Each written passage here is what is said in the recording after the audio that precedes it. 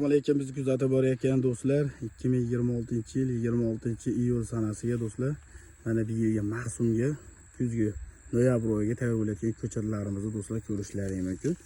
Bu ko'rib turgan ko'chatlarning ko'chatlari do'stlar, hozir ko'chatlarimizni qarab yurgandim do'stlar. Ko'chatlarimiz do'stlar meva qilib qo'yibdi.